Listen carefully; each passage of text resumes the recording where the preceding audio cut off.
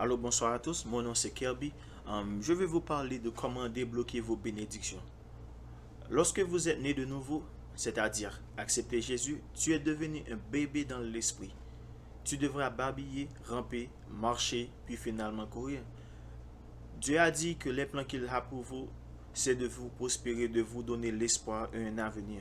Cependant, un bébé grandit naturellement avec le temps. Mais la contrepartie spirituelle, pas nécessairement. Cela doit être fait intentionnellement. Vous devez vous forcer à grandir dans l'esprit. Même si cela semble intimidant, vous pouvez commencer par une étape simple. Dévotion quotidienne, c'est l'une des armes les plus puissantes pour la croissance spirituelle. Parce que la Bible a cette incroyable capacité de vous répondre et de vous enseigner des choses. Au fur et à mesure que vous apprenez et appliquez, tout comme dans quoi vous investissez beaucoup de temps, il grandira. Ayez la foi et soyez audacieux pour accepter les changements requis pour la prochaine étape. Vous commencerez à porter les fruits affichés dans l'esprit dans Galates 5, chapitre 22. Mais le fruit de l'esprit est l'amour, la joie, la paix, la patience, la bonté, la fidélité, la douceur et la maîtrise de soi. Contre telles choses, il n'y a pas de loi. Et avez-vous de la rancune, incapable de pardonner? Êtes-vous menteur, jaloux, envieux, impatient et adultère? Cela serait l'une des quelques premières étapes que vous devez franchir pour commencer votre voyage de croissance spirituelle. Je promets que ça en vaudra la peine. Voici ce que la Bible dit au sujet des bénédictions entravées. Dans Galates 4, chapitre 1, pensez-y de cette façon. Si un père meurt et laisse un héritage à ses enfants ne sont pas beaucoup mieux lotis que des esclaves jusqu'à ce qu'ils grandissent, même s'ils possèdent en réalité tout ce que leur père avait.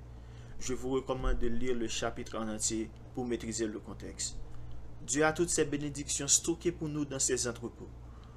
Tout que le Père a établi des règles et un temps pour que les enfants aient accès à ces bénédictions, Dieu attend que nous remplacions l'envie par l'amour, la colère par la gentillesse, la jalousie par la droiture, et que vous commencez à vous développer et à changer. Vous devrez un meilleur être humain. Mais le véritable avantage, c'est que le ciel reconnaîtra en vous Jésus-Christ. Quelque chose d'intéressant commencera à se produire. Les portes commenceront à s'ouvrir, vos bénédictions se manifesteront. Vous pourriez dire pas simplement ce que je veux. Mais Dieu est un Dieu d'ordre.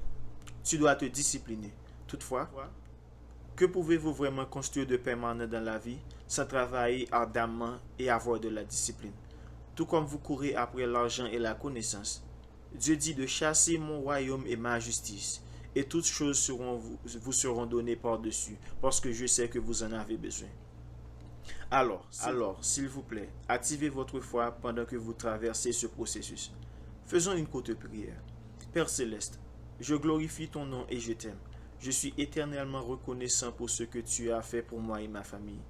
Je répands de mes péchés et je te demande d'envoyer ton Saint-Esprit sur moi afin de guider mes pas. Amen.